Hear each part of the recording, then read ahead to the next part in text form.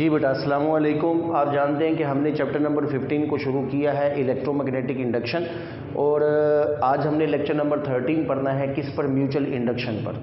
तो बेटा सबसे पहले तो हमने म्यूचुअल इंडक्शन को सीखना है, इसका प्रिंसिपल हमने पढ़ना है, और प्रिंसिपल सीखने के बाद फिर हमने इस म्यूचुअल इंडक्शन में जो ईएमएफ इंड्यूस होती है उसके फार्मूले को ड्राइव करना है, और फिर मज़ीद आगे इसकी कुछ चीज़ों को हमने स्टडी करना है। तो सबसे पहले ज़रा देखें म्यूचुअल इंडक्शन होती क्या। बेटा म्यूचुअल इंडक्शन में दो कॉइल्स होती हैं। ये मैंने आपके सामने, ये मेरे पास एक कॉइल है, ये एक कोर मटेरियल है, एक सिलेंडर होता है बेटा, आयरन का बना होता है। आयरन का क्यों लेते हैं ये मैं आपको आगे चलकर बताऊंगा कि हम इसमें आयरन क्यों इस्तेमाल करते हैं। इसको हम कहते हैं दिस इज कोर मटेरियल। ये वो मटेरियल है जिसके ऊपर आपने अपनी तार को लपेटना है, जिस पर आपने अपनी तार को बाउंड करना है। ये मेरे पास एक सिलेंडर है, एक कोर मटेरियल है, इसके ऊपर ये मैंने यहाँ से पकड़ा और ये अपनी तार को इसके ऊपर लपेटना शुरू कर दिया ऐसा। ठीक है जी। अब ये कॉइल है, इस सिलेंडर के ऊपर मैंने इसको लपेटा है बेटा। अब यहाँ पर मैंने क्या करना है, ये मैंने एक स्विच लगाना है यहाँ पर ऐसे, ये एक स्विच लगा, उसके बाद ये एक बैटरी लगाई, यहाँ पर लगा होता है रियोस्टेट। ये रियोस्टेट इस तरह से यहाँ पर हम रियोस्टेट को कनेक्ट करते हैं। ठीक है बेटा, दिस इज रियोस्टेट, ये हमारा रियोस्टेट है। ठीक है जी। ये एक स्विच लगा हुआ है, ये यहाँ पर एक बैटरी है। ऐसी कॉइल जिसके साथ रियोस्टेट लगा हो, जिसके साथ स्विच लगा हो, जिसके साथ बैटरी लगी हो, उस कॉइल को हम फिजिक्स में कहते हैं प्राइमरी कॉइल। तो ये हमारी प्राइमरी कॉइल है, प्राइमरी कॉइल। ठीक है जी। तो बेटा दूसरी कॉइल है, ये मेरे पास फिर एक मैंने कोर मटेरियल लिया, हाँ जी, और इस कॉइल के साथ मैंने सिंपल यहाँ पर इस कोर मटेरियल के ऊपर ये तार को लपेटा, बाउंड किया, और इसके साथ सिंपल मैंने गलवानोमीटर लगा दिया। आप जानते हैं कि गलवानोमीटर लगाने का पर्पज़ हमारा क्या होता है। गलवानोमीटर को लगाने का पर्पज़ हमारा ये है कि एक तो हम अपने सर्किट को कंप्लीट करना चाहते हैं, ये हमारा सर्किट कंप्लीट भी हो गया। दूसरा, गलवानोमीटर एक सेंसिटिव इंस्ट्रूमेंट होता है जिसके ज़िम्मे काम होता है कि उसने करंट को डिटेक्ट करना होता है। तो एक इसने हमें करंट की डिटेक्शन देनी है। ऐसी कॉइल जिसके साथ सिर्फ गलवानोमीटर लगा होता है, उस कॉइल को हम फिजिक्स में कहते हैं सेकेंडरी कॉइल। तो ये हमारे पास है बेटा सेकेंडरी कॉइल। ठीक है जी, वो प्राइमरी कॉइल होगी, ये सेकेंडरी। अब ज़रा इसका पहले प्रिंसिपल हम सीखते हैं कि इसका प्रिंसिपल, उसके बाद फिर इसको हम डिफाइन करते हैं। हाँ जी, म्यूचुअल इंडक्शन का प्रिंसिपल क्या है। देखो जी बेटा, अगर इसका प्रिंसिपल हम देखें, मैंने आपको इंट्रोडक्शन में जब चैप्टर 15 का इंट्रोडक्शन पढ़ रहे थे ना, तो उसमें मैंने आपको कुछ एक्सपेरिमेंट करवाए थे। मैंने आपको उसमें बताया था कि हम फ्लक्स को किस किस तरीके से चेंज कर सकते हैं। फ्लक्स को चेंज करने के ज़रिए हमने पढ़े थे। हमने पढ़ा था कि हम कॉइल रख के मैग्नेट को मूव करवा के फ्लक्स चेंज कर सकते हैं, किसी मैग्नेट के अंदर अपने लूप को मूव करवा के फ्लक्स चेंज कर सकते हैं। हमने ये पढ़ा था कि दो कॉइल्स हों तो उसमें मैग्नेटिक फ्लक्स कैसे चेंज होता है। तो ये मैं थोड़ा सा ब्रीफली डिस्क्राइब करता हूँ, फिर उसके बाद हम इसकी डेफिनेशन और डेरिवेशन की तरफ चलते हैं। जी बेटा, ये यहाँ पर लगा हुआ है रियोस्टेट। जैसे ही आपने यहाँ बैटरी का स्विच ऑन करना है, तो बैटरी का स्विच जिस वक्त आप ऑन करोगे, इसमें से करंट फ्लो करना शुरू करेगा प्राइमरी कॉइल में। प्राइमरी कॉइल को हमने कौन सा करंट दिया है, तो आंसर है ये जो सिंबल होता है ना प्लस माइनस वाला, बेटा ये होता है डायरेक्ट करंट। ये डायरेक्ट करंट का सिंबल है डीसी, ये डायरेक्ट करंट है। डायरेक्ट करंट की प्रॉपर्टी होती है कि डायरेक्ट करंट चेंज नहीं होता खुद से, ये कांस्टेंट करंट है, इसकी डायरेक्शन भी सेम होती है, इसकी मैग्नीट्यूड भी सेम होती है। तो ये मेरे पास एक डायरेक्ट करंट है। आप जानते हैं कि अगर करंट कांस्टेंट होगा ना, तो कांस्टेंट करंट से जो मैग्नेटिक फील्ड प्रोड्यूस होगा वो कांस्टेंट है। तो जिस वक्त ये करंट इस प्राइमरी कॉइल में से गुजरेगा, तो current carrying coil, chapter number 14 सारा का सारा इसी के ऊपर हमने पढ़ा है कि किसी भी कॉइल में से जब करंट फ्लो करता है, जब उसमें से करंट गुजरता है, तो बेटा जब उस कॉइल में से करंट फ्लो करता है तो करंट कैरिंग कॉइल जो होती है वो मैग्नेटिक फील्ड को प्रोड्यूस करती है। तो current carrying coil magnetic field कैसे बनाती है, ये हमने चैप्टर नंबर 14 में पढ़ा था। तो इस कॉइल में से जब करंट फ्लो करेगा, ये अपना मैग्नेटिक फील्ड बनाएगी। ठीक हो गया। वो मैग्नेटिक फील्ड लाइंस, ये जो मैग्नेटिक फील्ड लाइंस हैं, ये ऐसे इधर से ये ऐसे पास थ्रू करेंगे।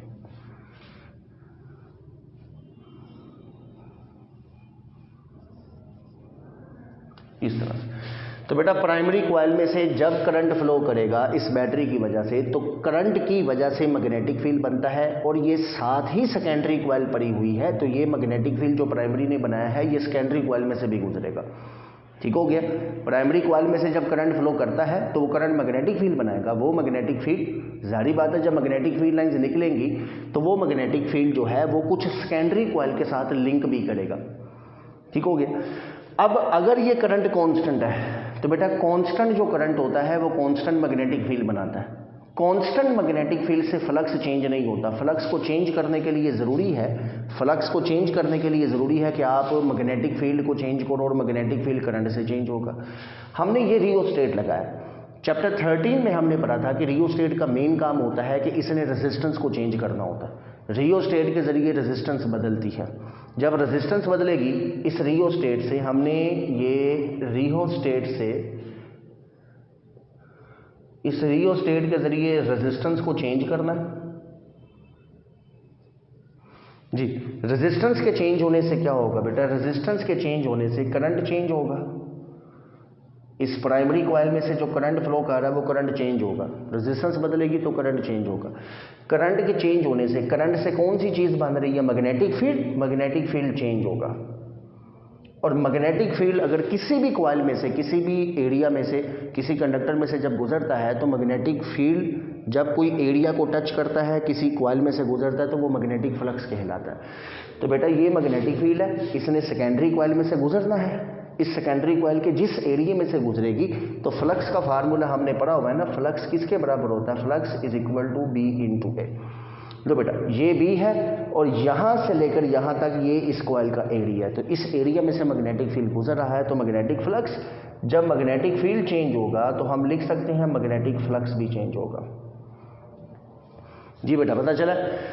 एक कॉइल में हमने रियोस्टेट के जरिए करंट को चेंज किया, रेजिस्टेंस के चेंज होने से करंट को चेंज किया। जब करंट चेंज होता है तो करंट से बनने वाला मैग्नेटिक फील्ड भी चेंज होता है। मैग्नेटिक फील्ड के चेंज होने से उससे जो मैग्नेटिक फ्लक्स बनेगा, मैग्नेटिक फील्ड लाइंस किसी भी कॉइल में से जब गुजरती हैं तो वो मैग्नेटिक फ्लक्स ही तो होता है। तो मैग्नेटिक फील्ड के चेंज होने से मैग्नेटिक फ्लक्स चेंज होगा। मैग्नेटिक फ्लक्स की चेंजिंग माइकल फैराडे के मुताबिक चैप्टर नंबर 15 का सबसे मेन हिस्सा, जहां भी किसी भी जगह जितनी देर के लिए मैग्नेटिक फ्लक्स चेंज होगा वहां पर उस जगह में उस कंडक्टर में ईएमएफ इंड्यूस होगी।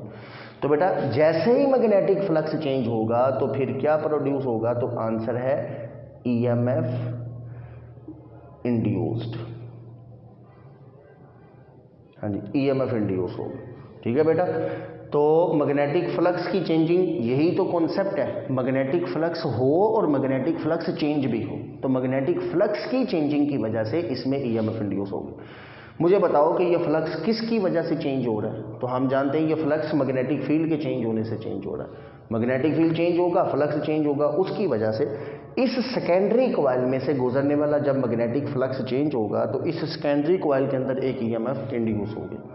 तो बेटा मोटे मोटे अल्फाज में, सादा अल्फाज में अगर मैं बताऊं, हमने प्राइमरी में करंट चेंज किया, करंट चेंज किया, खुद से करंट चेंज नहीं होता, हमने किया, हमने रियोस्टेट के जरिए रेजिस्टेंस बदली, करंट बदला। प्राइमरी कॉइल में, एक कॉइल में करंट के चेंज होने से दूसरी कॉइल के अंदर फ्लक्स चेंज हुआ, और फ्लक्स के चेंज होने से ईएमएफ इंड्यूस हुई। इस फिनोमेना को फिजिक्स में म्यूचुअल इंडक्शन कहते हैं। तो ये मैंने आपको ब्रीफली एक प्रिंसिपल इसका समझाया है कि हम इस म्यूचुअल इंडक्शन में दो कॉइल वाले सेटअप में ईएमएफ को कैसे इंड्यूस करते हैं। दो कॉइल्स हों तो हम करंट को चेंज करके एक कॉइल में, दूसरी कॉइल में ईएमएफ को कैसे प्रोड्यूस करते हैं, ये प्रोसेस होता है, ये मैकेनिज्म है। तो अब हम इसकी फिर डेफिनेशन लिख सकते हैं म्यूचुअल इंडक्शन की। तो म्यूचुअल इंडक्शन में क्या होता है जी, इसकी अगर हम यहां पर डेफिनेशन लिखें, द फिनोमेना इन विच, हाँ जी, the phenomena in which a changing current in a coil, in which a changing current in a coil,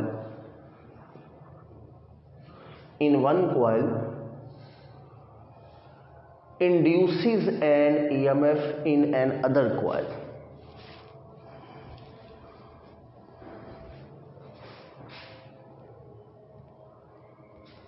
जी हाँ जी, एक कॉइल में करंट के चेंज होने से one coil induces an EMF in an other coil is called mutual induction।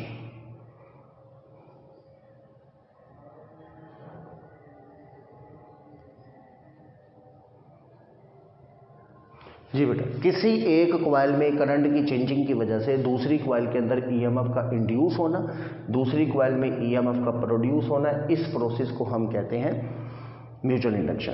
तो बेटा current change किस में हुआ है, याद रखना है, करंट चेंज प्राइमरी में किया है और ईएमएफ किस में इंड्यूस हुई है, तो आंसर है प्राइमरी में जो करंट चेंज हुआ उस करंट से बनने वाला मैग्नेटिक फील्ड चेंज हुआ, वो मैग्नेटिक फील्ड सेकेंडरी कॉइल में से गुजर रहा था। तो जब सेकेंडरी कॉइल में मैग्नेटिक फ्लक्स चेंज होगा तो फिर इसमें एक ईएमएफ इंड्यूस होगी। तो प्राइमरी में करंट की चेंजिंग की वजह से सेकेंडरी में ईएमएफ का इंड्यूस होना, इस प्रोसेस को हम फिजिक्स में म्यूचुअल इंडक्शन कहते हैं। ठीक है बेटा, प्राइमरी कौन सी होती है, जिसके साथ बैटरी लगी होती है, रियोस्टेट लगा होता है, वो प्राइमरी कॉइल है, और जिसके साथ सिर्फ गैल्वानोमीटर लगा होता है उस कॉइल को हम सेकेंडरी कॉइल कहते हैं।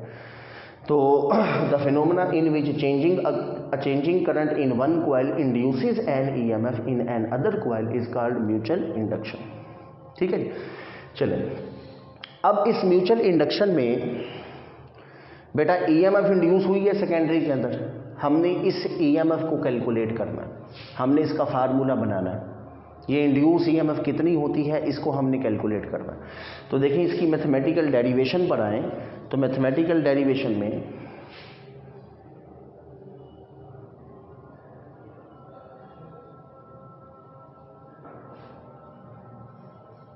जी बेटा मैथमेटिकल डेरिवेशन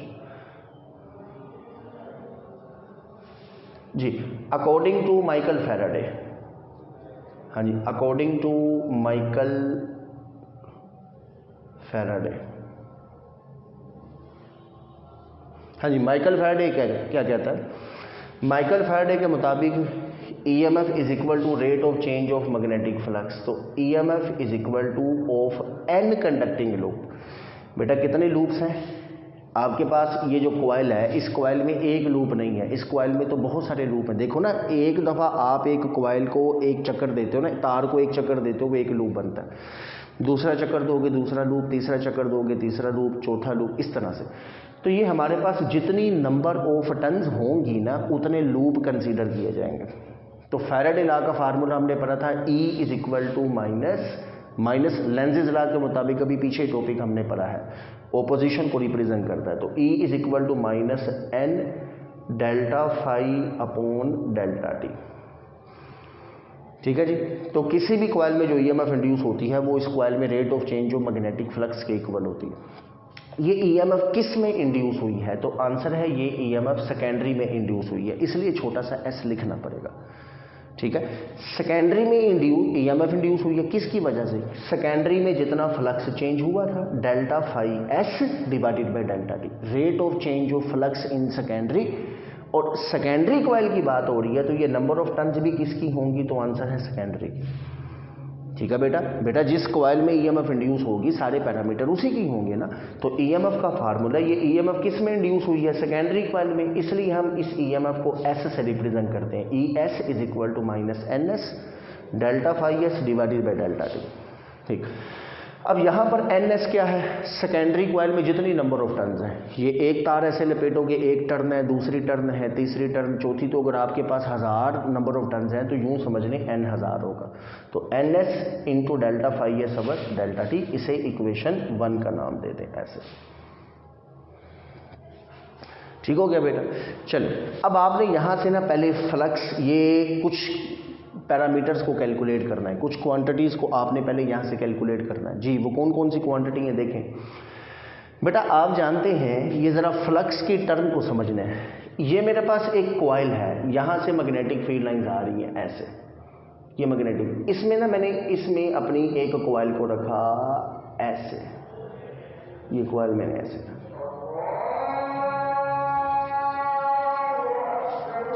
अजान सुन लो।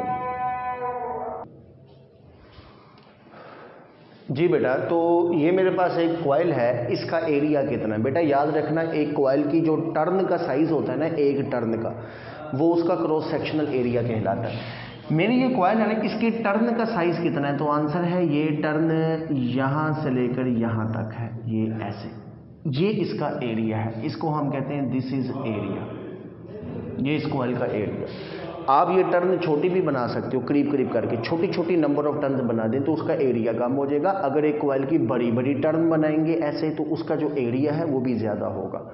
ठीक है, तार अगर छोटी सी बनाता हूँ मैं इस तरह से, ये ऐसे छोटी छोटी टर्न बनाता हूँ तो इसका एरिया भी तो, ये एरिया भी तो समान होगा ऐसे, ये एरिया समान है, यहाँ से लेकर यहाँ तक इसका एरिया। और अगर मैं टर्न बड़ी बड़ी बनाता हूँ तो इसका एरिया भी तो ज़्यादा होगा। ठीक है, तो एरिया कहाँ से, ये इधर से लेकर ये इसका यहाँ तक एरिया है। अब इस टर्न में से जितना मैग्नेटिक फील्ड गुजर रहा है, ये मैग्नेटिक फील्ड लाइंस इसमें से पास थ्रू कर रही हैं ऐसे, दिस इज बी। बेटा फ्लक्स क्या होता है? आप जानते हैं कि फ्लक्स का फार्मूला होता है phi is equal to B A into cos theta, ऐसे ही। ठीक है, फ्लक्स का फार्मूला क्या होता है? B A into cos theta. बेटा यहाँ पर बी और ए में एंगल देखें ज़रा। आप जानते हैं मैग्नेटिक फील्ड लाइंस तो ये जा रही हैं, ये मैग्नेटिक फील्ड लाइंस की डायरेक्शन है। ठीक हो गया। अब इसके एरिया की डायरेक्शन निकालें, ये जो एरिया है इसके एरिया, किसी भी चीज़ का जो एरिया होता है ना उसकी direction perpendicular to the surface होती है। हाँ जी, एरिया की डायरेक्शन बेटा किधर होती है? तो आंसर है एरिया की direction perpendicular to the surface. तो ये मेरे पास ये एक लूप है ना, इस लूप पर जो परपेंडिकुलर होगा वो एरिया की डायरेक्शन। ठीक हो गया। फिर से देखो, ये मेरी एक टर्न है ना ऐसे, ये तार ऐसे ऐसे मैं लपेट रहा हूँ, ये ऐसे एक चक्कर दिया, ये टर्न है। इस तार ने जितने एरिया को कवर किया, ये सेंटर वाली जितनी स्पेस को कवर किया, दिस इज एरिया। अगर मैं इस एरिया की डायरेक्शन निकालूं तो कैसे निकलेगी? तो इसकी डायरेक्शन इस पर 90 वाली लाइन, ये एरिया की डायरेक्शन है।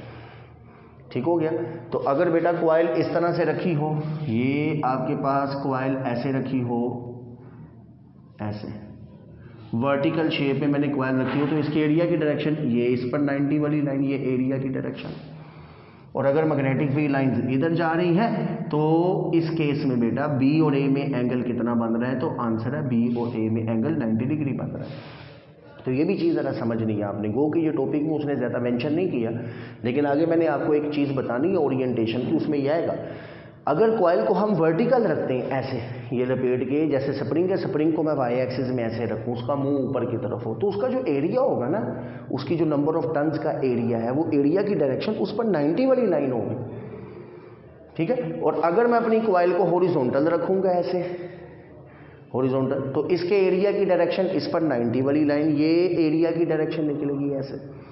तो बेटा इस केस में एरिया की डायरेक्शन ये है, इस केस में एरिया की डायरेक्शन ऊपर है।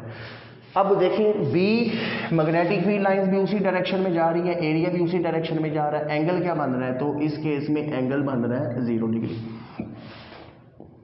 तो यहां से अगर मैं फ्लक्स निकालूं तो फ्लक्स कितना निकलेगा?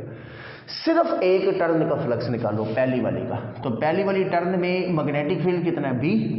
इसका एरिया कितना है? सिर्फ एक टर्न का, ये ए। तो इसका फ्लक्स सिर्फ निकलेगा, ये आपके पास जो एक टर्न है इसका फ्लक्स निकलेगा बी इंटू ए, क्योंकि एंगल 0 डिग्री, कोस 0 डिग्री 1 के बराबर होता है। कोस 0 डिग्री किसके बराबर होता है? 1 के, ये 1। अब आपके पास सिर्फ एक टर्न का एरिया ए था, उसमें से गुजरने वाला मैग्नेटिक फील्ड बी है, तो फ्लक्स क्या होगा? बी इंटू ए, एंगल 0 डिग्री, कोस 0 डिग्री 1। बेटा मेरे पास बताओ जरा, इस कॉइल में एक टर्न तो नहीं है? कितनी है? 1 2 3 4 टर्न है ना। ये मेरे पास एक टर्न है, ये 2, ये 3 और ये 4। अब एक टर्न का फ्लक्स बी ए निकला है, तो 4 का कितना निकलेगा? तो आंसर है, जब मैं टोटल फ्लक्स निकालूंगा तो वो निकलेगा 4 बी ए। और अगर मेरे पास नंबर ऑफ टर्न्स होती 1000 तो निकलना था 1000 बी ए। अगर मेरे पास नंबर ऑफ टर्न्स होती 10,000 तो 10,000 बी ए। ठीक हो गया। तो बेटा फ्लक्स, एक टर्न का फ्लक्स बी है, जिसे हमने फाई से रिप्रेजेंट किया था, तो बाकी जितना भी फ्लक्स होगा टोटल उसे मल्टीप्लाई कर देंगे इनसे। अब देखो जरा, ये आपके पास सेकेंडरी कॉइल है। मैंने आपको एक छोटी सी चीज़ समझाई है। ये मेरे पास एक सेकेंडरी कॉइल है। इस सेकेंडरी कॉइल की नंबर ऑफ टर्न्स कितनी है? तो आंसर है इसकी नंबर ऑफ टर्न्स है NS। ठीक, जितनी भी है 100, 200, 300, 400, हम उसको रिप्रेजेंट करते हैं NS से। तो इसकी नंबर ऑफ टर्न्स है NS। किसी एक टर्न में फ्लक्स कितना था? तो आंसर है किसी एक टर्न में फ्लक्स था φs।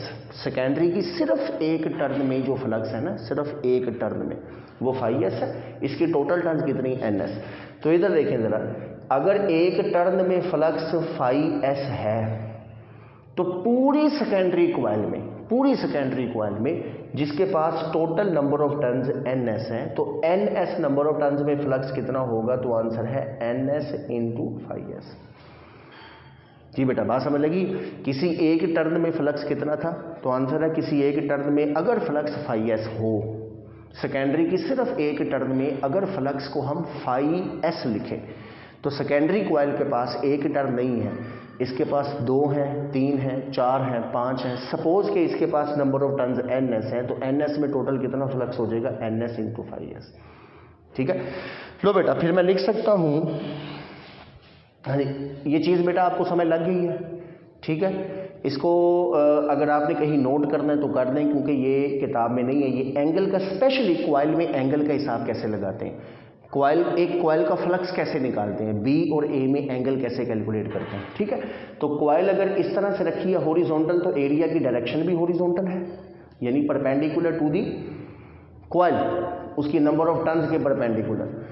और अगर कॉइल इस तरह से रखी है तो एरिया की डायरेक्शन इसकी सरफेस, ये जो सरफेस है इसके परपेंडिकुलर ये एरिया की डायरेक्शन है। ठीक है, ये पॉइंट अच्छी तरह ज़हन में रखना है, ये आगे चलकर मैं आपको बताऊंगा, ये यूज होना है। जी, मैं यहां पर इसको मिटा देता हूं फिर।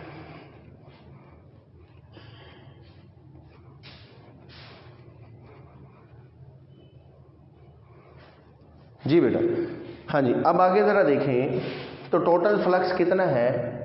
ये है, इसे हम लिख सकते हैं total flux linked with secondary coil.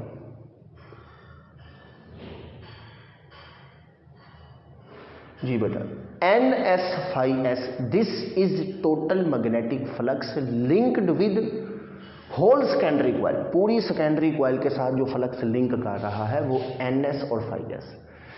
अच्छा, अब ये जो टोटल फ्लक्स है NS into φs, it is proportional. ये किसके डायरेक्टली प्रोपोर्शनल है? आंसर है ये फ्लक्स किस वजह से हुआ है? तो फ्लक्स हुआ है मैग्नेटिक फील्ड की वजह से। मैग्नेटिक फील्ड इसमें से गुजरा। ये मैग्नेटिक फील्ड किस वजह से प्रोड्यूस हुआ है? तो मैग्नेटिक फील्ड प्रोड्यूस हुआ है करंट की वजह से। वो करंट ही था ना, प्राइमरी में करंट था, उसने मैग्नेटिक फील्ड बनाया, वो मैग्नेटिक फील्ड सेकेंडरी कॉइल में से गुजरा तो फ्लक्स बना। तो फिर हम लिख सकते हैं total flux linked with secondary coil is directly proportional to the current in primary coil. जितना ज्यादा करंट प्राइमरी कॉइल में होगा उतना ही ज्यादा मैग्नेटिक फ्लक्स सेकेंडरी कॉइल के साथ लिंक करेगा। ठीक है बेटा, प्राइमरी में करंट बढ़ाओगे तो मैग्नेटिक फील्ड लाइंस ज्यादा होंगी, जितना ज्यादा मैग्नेटिक फील्ड सेकेंडरी कॉइल में से गुजरेगा उसका फ्लक्स भी उतना ज्यादा बनेगा। यहां से प्रोपोर्शनल का साइन अगर इक्वल में आएगा तो कांस्टेंट आएगा, तो NS φs is equal to M, यहां पर कांस्टेंट आता है कैपिटल M, और M इंटू IP, ये फार्मूला बन गया। ठीक है, लो बेटा, यहां पर M किसको रिप्रेजेंट करता है? तो इस इक्वेशन में ये जो कैपिटल M है इसे हम कहते हैं म्यूचुअल इंडक्टेंस। हाँ जी, दिस इज म्यूचुअल इंडक्टेंस। ठीक हो गया। और म्यूचुअल इंडक्टेंस का यहां पर एक फार्मूला हमने एंड पे जाके पढ़ना है, एक इधर भी बना सकते हैं, बड़ा इंपॉर्टेंट एक MCQs यहां पर भी पूछा जाता है। अगर मैं M का फार्मूला बनाऊं तो M इज इक्वल टू, बेटा IP उधर जाएगा, डिवाइड हो जाएगा, NS φs divided by IP। ठीक हो गया। NS φs क्या है? टोटल फ्लक्स है। फ्लक्स का यूनिट क्या होता है? तो आंसर है फ्लक्स का यूनिट होता है वेबर। अक्सर बच्चे कहते हैं सर फ्लक्स का तो वेबर आ गया, N का बताओ। कोई N into phi total flux है, N तो तादाद है, सिर्फ नंबर है, तो NS φs टोटल फ्लक्स है। टोटल फ्लक्स इसका यूनिट क्या होगा? वेबर। करंट का यूनिट क्या होता है? एम्पियर। तो एक यूनिट याद रखना है, म्यूचुअल इंडक्टेंस का एक यूनिट होता है वेबर पर एम्पियर। इसका एक और यूनिट होता है जो आगे चलकर मैं आपको बताऊंगा। तो यहाँ पर आपने सिर्फ इसको ध्यान में रखना है, इसका यूनिट क्या होता है, वेबर पर एम्पियर। वेबर पर एम्पियर इसका यूनिट है। अच्छा, अगर फर्ज करें बेटा, फर्ज करो प्राइमरी कॉइल में करंट है 1 एम्पियर। अगर प्राइमरी कॉइल में करंट 1 एम्पियर हो, IP = 1 एम्पियर, देन तो ज़रा ये फार्मूला मुझे बताओ किसके इक्वल आएगा। तो ये फार्मूला M किसके इक्वल बनेगा, तो आंसर है NS/S के इक्वल। और NS/S क्या है, दिस इज टोटल फ्लक्स, हाँ जी, total flux linked with secondary coil. हाँ जी, this is total flux linked with secondary coil. तो बेटा आप कह सकते हैं what is mutual inductance. Mutual inductance को 2 तरीकों से डिफाइन किया जा सकता है। अभी पहला तरीका बता रहा हूँ। म्यूचुअल इंडक्टेंस क्या है, mutual inductance is basically equal to the total flux linked with secondary coil if the current in primary is 1 ampere. बेटा अगर प्राइमरी कॉइल में करंट 1 एम्पियर है, ये मेरे पास 2 कॉइल है, ये देखें ज़रा, ये मेरे पास 2 कॉइल है। अगर ये प्राइमरी ये सेकेंडरी, अगर प्राइमरी में करंट 1 एम्पियर हो और सेकेंडरी के साथ फ्लक्स लिंक करे 100 का, तो इनकी म्यूचुअल इंडक्टेंस 100 होगी। ठीक है, अब एक और चीज़ देखें, ये एक कॉइल की जोड़ी थी, ये दूसरी कॉइल की जोड़ी देखें ज़रा, ये मेरे पास एक दूसरी कॉइल है, मैंने यहाँ पर रखा। अब ये 2 कॉइल है, इसमें से करंट प्राइमरी में से 1 एम्पियर फ्लो कर रहा है। अगर सेकेंडरी कॉइल के साथ फ्लक्स लिंक 1000 का करता है 1000, तो इन दोनों कॉइल की जो म्यूचुअल इंडक्टेंस होगी वो 1000 है। म्यूचुअल इंडक्टेंस एक कॉइल की नहीं होती है, 2 कॉइल की होती है। ठीक है, तो पहली जो जोड़ी थी बेटा, पहली जोड़ी की म्यूचुअल इंडक्टेंस कितनी थी, पहली जोड़ी, अगर फर्ज करें इसमें से 1 एम्पियर करंट है, इसका फ्लक्स टोटल 100 है, तो इस जोड़ी का म्यूचुअल इंडक्टेंस 100 होगा। दूसरी जोड़ी मैं इसको रखता हूं, एक दूसरी कॉइल लेके आता हूं, इसको मैं जब करंट 1 एम्पियर दूंगा, शर्त है बटे में रकम 1 रखोगे, फिर आंसर है ना M = NS/S बटे में 1 अगर होगा। तो what is mutual inductance, mutual inductance is equal to the total flux linked with secondary coil, कब, if the current in primary is 1 ampere. Primary coil में करंट 1 एम्पियर ही है, प्राइमरी कॉइल में करंट 1 एम्पियर है, secondary के साथ देखो flux कितना लिंक कर रहा है। तो मैंने यहाँ पर आके देखा, ये ऐसे इसके साथ फ्लक्स लिंक कर रहा है 10 का, तो इस वक्त इन दोनों की म्यूचुअल इंडक्टेंस 10 है। मैं थोड़ा करीब लाता हूँ, जब मैं करीब लाऊंगा, प्राइमरी में करंट फिर 1 एम्पियर फ्लो कर रहा है, अब सेकेंडरी के साथ फ्लक्स लिंक कर रहा है 50 का, अब इनकी म्यूचुअल इंडक्टेंस 50 है। मैं और करीब लाता हूँ ऐसे। अब ज़रा देखें, प्राइमरी में करंट अगर 1 एम्पियर है और सेकेंडरी के साथ अब फ्लक्स लिंक कर रहा है 100 का, तो इनकी म्यूचुअल इंडक्टेंस 100। तो म्यूचुअल इंडक्टेंस फिर क्या है, म्यूचुअल इंडक्टेंस है कि mutual inductance is the total flux linked with secondary coil जब प्राइमरी में करंट 1 एम्पियर होगा। देखो बेटा, किसी चीज़ को डिफाइन करने के लिए कोई एक चीज़ तो फिक्स करनी पड़ती है। हमने करंट नहीं छेड़ा, हमने करंट को 1 ही रखा, हमने कहा 1 एम्पियर पे जाके देखते हैं कि मुख्तलिफ कॉइल्स की म्यूचुअल इंडक्टेंस क्या होती है। ठीक है, तो mutual inductance is basically the total flux linked with secondary coil NS/S, कब, if the current in primary is 1 ampere. तो प्राइमरी कॉइल में करंट जब 1 एम्पियर हो, उस वक्त सेकेंडरी के साथ जितना फ्लक्स लिंक करता है, इसको हम म्यूचुअल इंडक्टेंस कहते हैं। म्यूचुअल इंडक्टेंस किन किन पैरामीटर्स पर डिपेंड करती है, पहले एक दफ़ा हम ये सारी डेरिवेशन कंप्लीट कर लेते हैं, उसके बाद फिर हम ये पढ़ेंगे कि म्यूचुअल इंडक्टेंस किन किन पैरामीटर्स पर डिपेंड करती है। तो बेटा आज के लेक्चर में हम अपने टॉपिक को यहाँ पर ख़त्म करते हैं और इंशाल्लाह नेक्स्ट लेक्चर में हम इसकी डेरिवेशन कंप्लीट करेंगे और सबसे इंपॉर्टेंट म्यूचुअल इंडक्टेंस किन किन पैरामीटर्स पर डिपेंड करती है उसको भी पढ़ेंगे। ठीक है बेटा, अपना ख्याल रखें, अल्लाह हाफिज़।